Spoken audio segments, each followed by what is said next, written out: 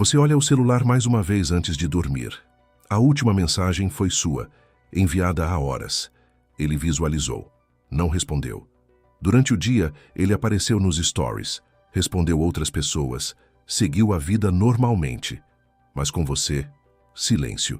E não é a primeira vez. Você tenta racionalizar. Talvez esteja ocupado, talvez cansado, talvez distraído. Só que no fundo, algo incomoda.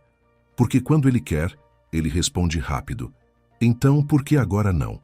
E a pergunta começa a martelar. Ele realmente não pode ou está escolhendo não responder? Se você ficar até o final, algo dentro de você muda.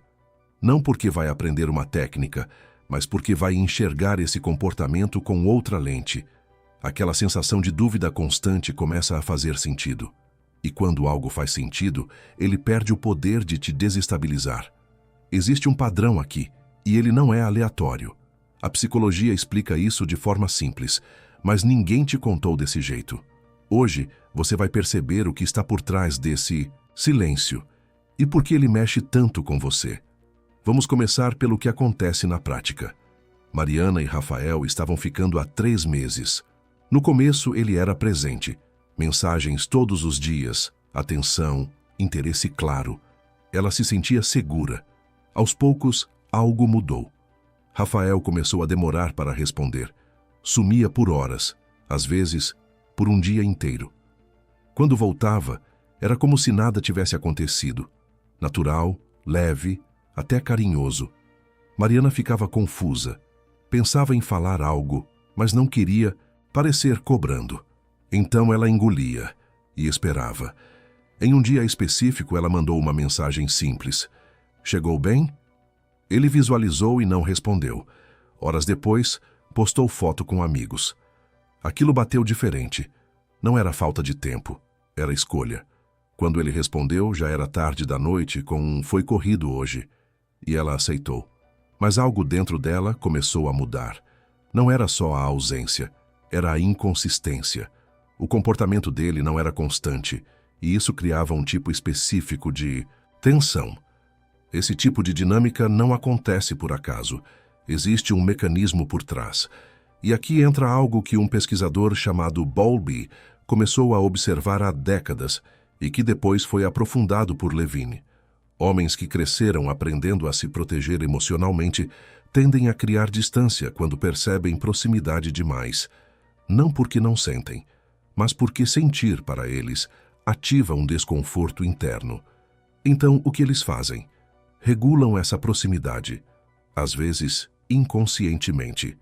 Quando percebem que a mulher está mais envolvida, mais disponível, eles recuam um pouco. Não é um plano maquiavélico, mas também não é totalmente inocente. Existe um teste ali, um ajuste de controle. Eles querem ver o que acontece quando puxam um pouco para trás. Rafael, por exemplo, não pensava, vou ignorar para manipular. Mas ele sentia que, se estivesse sempre disponível, perderia algo. Perderia o controle da dinâmica. Então, ele criava pausas, sumia um pouco, voltava e observava. Se Mariana continuasse ali, interessada, acessível, ele se sentia seguro para continuar nesse ritmo. Se ela reclamasse, ele se afastava mais. Era um jogo silencioso, mas constante. E aqui está o ponto que quase ninguém te fala. Esse comportamento só continua funcionando quando encontra uma resposta específica do outro lado. E não é sobre você ser fraca ou forte, é sobre o padrão emocional que se forma entre os dois. Porque enquanto ele testa com silêncio, você responde com presença. Enquanto ele recua, você tenta entender. Enquanto ele demora, você espera. E isso cria um ciclo, não porque você quer isso, mas porque emocionalmente você tenta restaurar a conexão. E isso é humano. Só que aos olhos dele, essa dinâmica reforça algo. Mostra que ele pode se afastar sem perder você. Mostra que o vínculo não depende da consistência dele. E é aí que o comportamento se mantém. Não porque ele decidiu conscientemente fazer isso, mas porque funciona. Agora vem a parte que muda tudo. O padrão oculto. Não. Está só nele. Está na interação entre vocês dois. Porque o que mais te prende não é o silêncio em si, é o que vem depois dele. O retorno, a atenção que aparece de novo, a sensação de alívio. Esse ciclo de ausência e presença cria um impacto emocional mais forte do que a constância. É como se cada vez que ele voltasse, você sentisse que deu certo, que valeu a pena esperar.